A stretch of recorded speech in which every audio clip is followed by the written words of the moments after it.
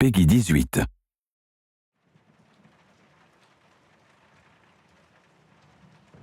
Hello and welcome. My name is Thor Blustad and I'm the game director for Hitman Absolution. Hi everyone, I'm Christian Everdam and I'm the gameplay director on Hitman Absolution. We are very excited and proud to finally share with our longtime fans and everybody else out there what we've been working on very passionately for quite some time now. Indeed, I mean, Agent 47 literally was the start for IO Interactive, and it's by far our largest undertaking to date, building Hitman Absolution.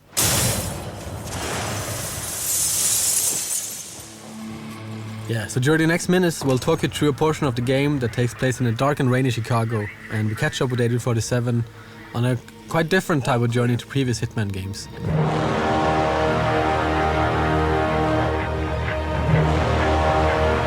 There's a citywide manhunt for him and he's been tracked down to this derelict library.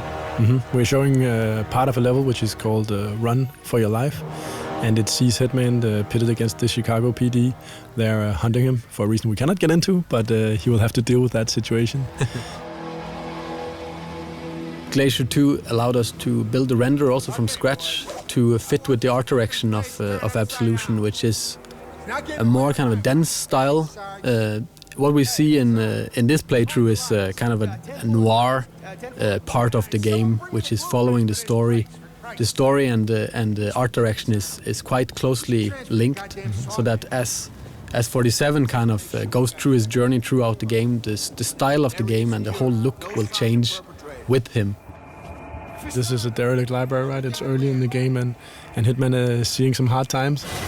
And later, as he hopefully succeeds, the environments will change to reflect that, right? Yes, and also, I mean, this part of the game is called Run for Your Life. So this is where there's a manhunt. He's been compromised. He's on the run, and he starts empty-handed. So it's perfect for us to show off our mechanics in a natural way, where we kind of build up the character throughout this playthrough. And as you can see here, coming up is one of the new features we introduced in Absolution, which is Instinct. Yeah. As you've seen, Agent 47 can sense his enemies through walls, and he can see or try to predict the path they're going to take. And this feature is something that allows for actually looking at what the AI is doing in the 3D world instead of other places and trying to figure out what to do. But also it was also a feature that got added when the AI got so complex and hard to handle for us and the team. We needed some tools for ourselves to actually make sure that we could play the game. So we're thinking, how could we make it easier for the player to avoid this kind of trial and error where you just kind of stumbled onto an AI and they kind of just came down on you. Instinct is also an economy, right? So it fuels a lot of the abilities that Agent 47 has at his disposal. And this also means that, how much you use it will also depend on what difficulty you're playing the game. On the easier difficulties, it will be quite abundant. But on the harder difficulties, you have to really make some choices about what you want to do. Do I want to check for enemies? Do I want to use my disguise powers? Or what do I want to do? Can't find him at the light. Yeah, I hear you. I hear you. We can see Agent 47 is messing around with poor Fisano. I think when this trailer went live, we got a lot of feedback on the Fisano character, right?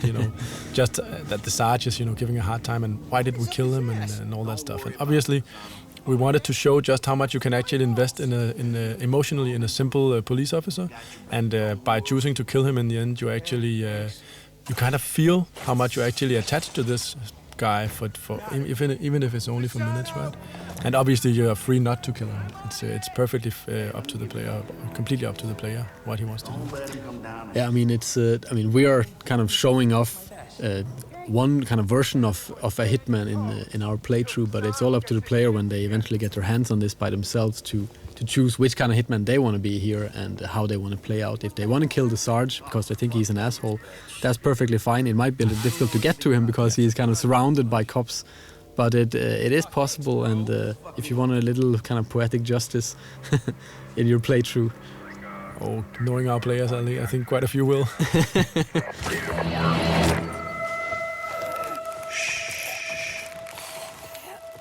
I mean, that's also part of the replayability, that you can always go back to an area and there's tons of different stuff to explore. You read?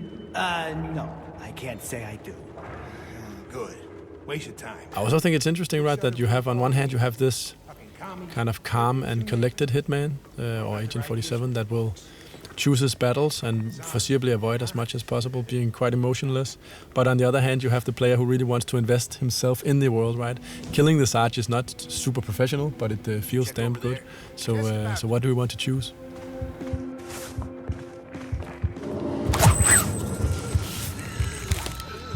We've been spending a lot of time with our AI trying to build it's the most complex AI we built to date, and we have what we call an intelligence spectrum that allows the AI a far more nuanced behavior than ever before. While in the old games it was very kind of binary or kind of black and white, that you went into a situation and if either they knew you or they didn't. If they found you out, every AI in the world, every NPC would just come down on you and try to kill you. Yeah, I mean, in this playthrough, if the police haven't seen you killing anyone and they actually discover you, their first notion is not to start shooting, it's actually to try to arrest you.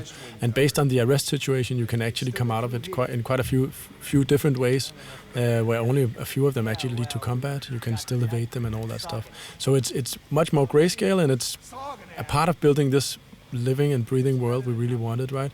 Where the environment is fairly rich and the character interaction is rich. So you kind of, you get a feeling that this could be a real place. That's one deep hole.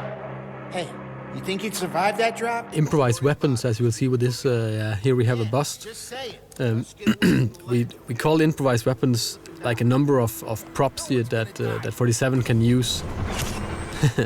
The improvised weapons have obviously some gameplay relevance in the sense that they do some quick and clean kills, but it's also a choice of style, basically, as also we see later in the hippie apartment.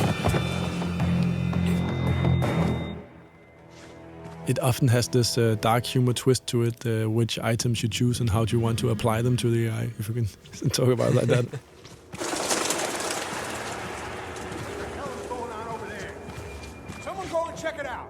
Got it, we're on it. We just saw Agent 47 scan the area with his instinct, and it actually also allowed him to see some of the environment objects that he can interact with. So it's also, besides from showing you what the AI is doing, it can also help give you some hints as to, is there a ledge I can climb, or is there an object I can interact with? Ah, Sergeant Meyer. See, you still can't sniff a fart out of your own ass. So the Sorganash boys are coming in for the briefing. Yeah, we needed a lot of cops in this library, and it was we needed to kind of pour more and more in as the player goes through, so the stakes gets higher towards the exit here with the red light in the far distance. That's also part of how the AI will handle combat. If you choose that path, it can actually spawn in better equipped enemies to confront you. Oh, yeah. So you should be careful about what path you take. Yeah, I mean, if you start a big fight in here, you will risk that SWATs are kind of spawned into this area as well, which will make it quite a lot difficult. Oh, come on, fucker, work! So here we finally got our hands on a gun, and we really wanted to show off a little bit of combat. But this is just one way of kind of ending this part of the level. Sure, you pussies ain't. What's not maybe super apparent here is that this is just one path, right? You can actually you can take other paths, and you can also, but just from this point, actually both do stealth and action, right? But as we also mentioned, we really wanted to emphasize the Fisano story, and in this case, that means an unhappy ending for him. Yeah. But it's also good for drama. Not so good for him, though. No. And as you can see, hopefully that the whole action part of Absolution, shooting weapons and all that stuff is something we gave an upgrade, a literal upgrade from the previous games, right? We have a cover system, aiming and shooting feels snappy and responsive. So that part is not, it doesn't feel like the game abandons you, it more feels like it's a natural part of the game. And again, you're free to duck in and out of combat as you choose. Yeah, I mean, if you retreat from combat, then they will eventually stand down and maybe not into talking about their daily lives anymore, but at least into something more forgiving.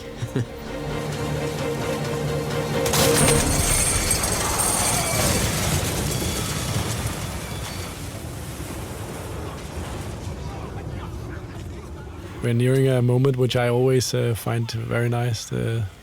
the reveal of the Chicago, right? Because the skyline. And speaking of Glacier 2, I always, I really love the way the rain trickles down his head. It's really, the skin shade and the reflections there are pretty nice. Yeah, they have been spending a lot of time on that. Since we don't have hair on our main character, it's all about what kind of environmental effects we can make on him and his suit. So running from police, this is part of obviously the run for your life level. Agent 47 is hunted by police, and this is something we really wanted to show. Allow ourselves sometimes to just set the stage a little bit. And this is obviously a more tight linear sequence.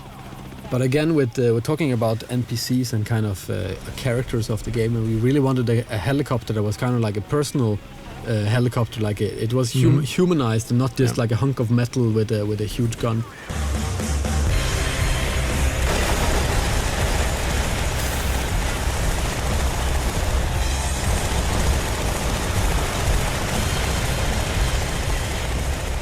And also this pigeon coop is good for showing off some destructible props and other things. Destructible pigeons? Yes. That was something that came from the team. Oh yeah. I really didn't see that coming, but in the end it was a discussion of how many pigeons should be killed, if it was 4 or 2 or 6.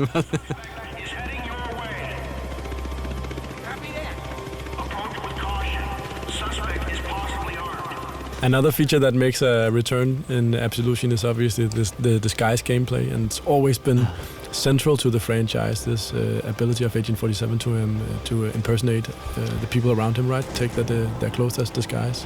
But it's something also, I mean, we never really got the time to explore what this mechanic really could do, and we always wanted to do more with the disguises in the old games, but we never kind of found the time or had the people to do it.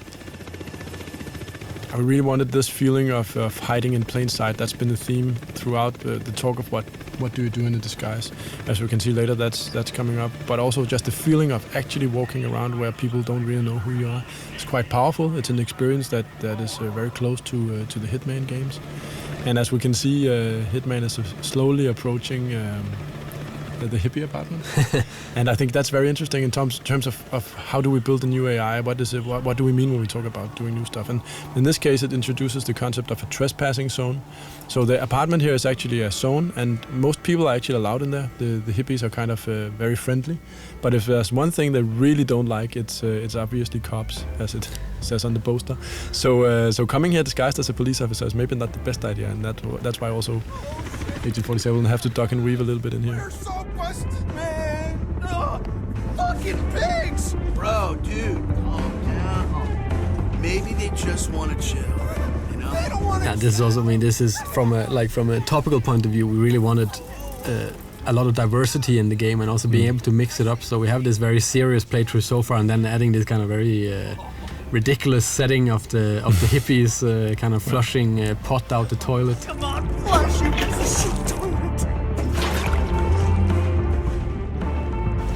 It's a big part of Absolution is kind of trying for us to fit together the most kind of unexpected things for the player. So as they walk through the game, they never really know what's around the next corner, and they always would kind of want to play just to see what the hell is up next, right? Mm-hmm. And yeah, here's one of these improvised weapons, the bong, one of my favorites. Yeah, and you can see. Yeah, they're cool. You notice we have a small challenge also going off there, killing someone with a bong.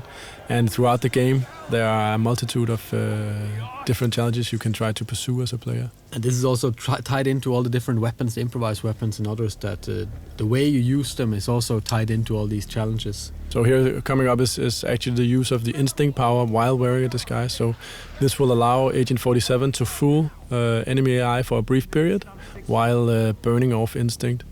And yeah, one of the new things you can do in Absolution. Probably got called down. You going down? Wow. Characters is in general very important for us to have kind of pretty unique and interesting characters for the players to meet throughout the game. This guy is actually he's living here in Copenhagen. He's called Ola, I think. He's a musician, and we've face scanned I don't know how many 100 people for the game in general, and kind of mixed and matched them up. No, we haven't got any reports. No eyewitnesses from anybody. For the ending of this playthrough, we really wanted kind of a big ending, and we made this lobby area that really it kind of cries out for a big shootout. But instead of doing that, we kind of wanted to show off another one of the disguise mechanics, which we call hiding in plain sight. Which in the case of the police officers, it's using these kind of donuts that are kind of placed around the level. I mean, and throughout the game, you'll have to learn or figure out which disguise fits with which environment interactions, and this is a good example of it. Also, just saying that it's still very much a stealth or outsmarting game, so most people will not choose necessarily to shoot people as their first choice. But I mean, for those that really want a big fight, I mean, they can always just bring out some guns and try. We're coming to the end, which also features another very, very big thing for us, which has always been a part of the Hitman games as well, which is the crowd system. And it's safe to say that this time around it's also seen quite a development, something you can look forward to. Yeah, this is just a little tease. Yeah, definitely. So, but thanks a lot for watching and taking these 17 minutes with us. And thank you for all your good comments and all the nice feedback we've been getting so far.